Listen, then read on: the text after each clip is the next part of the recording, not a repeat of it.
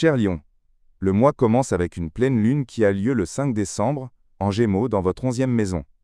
Cela pourrait nous montrer la réalisation d'un objectif, ou l'obtention de désirs, ou aussi la fin de certains défis qui existaient avec un ami dans votre vie. Si vous avez des désaccords ou des problèmes avec un ami, attendez-vous à ce que cette question connaisse une fin. Le 10 décembre, Neptune cesse sa rétrogradation et avance. Si vous avez rencontré des problèmes liés à un héritage ou à des fonds communs, des fonds de partenariat, attendez-vous à de meilleurs résultats. S'il y avait des problèmes ou de la confusion, quelque chose d'obscur concernant les finances d'entreprise, ou si nous projetons ce sujet aussi sur les entreprises du partenaire, ou sur les finances liées au partenaire amoureux, s'il y avait quelque chose de vague et peu clair, des dépenses incomprises, attendez-vous à ce que cela se termine et que les problèmes liés au fonds commun se résolvent. Le 11 du mois, Mercure transite en 5e maison qui est très active chez vous. Le Soleil y est, Mars, Vénus, et Mercure les rejoindra le 11.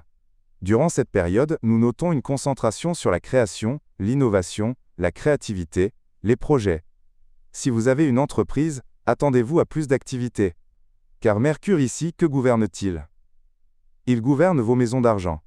Quand Mercure, qui chez vous gouverne les maisons d'argent, transite en 5e maison le 11, attendez-vous à de meilleures circonstances financières si vous avez une entreprise, si vous êtes entrepreneur, ou si vous avez des projets créatifs ou innovants. Le 15 du mois, Mars quitte le Sagittaire et rejoint le Capricorne. Donc Mars, à partir du 15 et au-delà, transite en 6e maison. Que devez-vous savoir à ce sujet? Essayez de garder votre relation avec votre famille harmonieuse et équilibrée.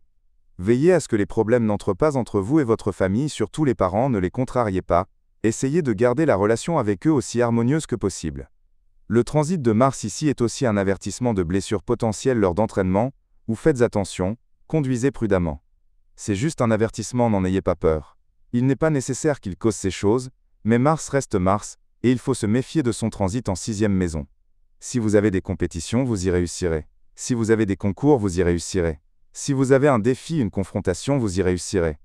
Toute confrontation avec certaines entités, par exemple si vous avez des droits spécifiques, ou si vous voulez prouver quelque chose en votre faveur de quelque type que ce soit, attendez-vous à trouver des résultats positifs de votre côté. Le 19 du mois, il y a une nouvelle lune en Sagittaire. Cela pourrait être le début de nouvelles idées liées à la création ou à l'innovation. Cela pourrait aussi nous montrer dans certains cas, pas pour tout le monde bien sûr, une nouvelle naissance. Ou du moins le désir pourrait venir, je veux avoir un bébé, je veux agrandir la famille, avoir un enfant. Ces choses nous pourrions les voir. Nous pourrions aussi voir simplement le début d'une nouvelle relation amoureuse, après le 19 du mois, et au-delà. Le 24 du mois, Vénus transite aussi en 5e maison. Cela intensifie les indications dont nous parlions il y a un instant, qui servent la création et l'innovation.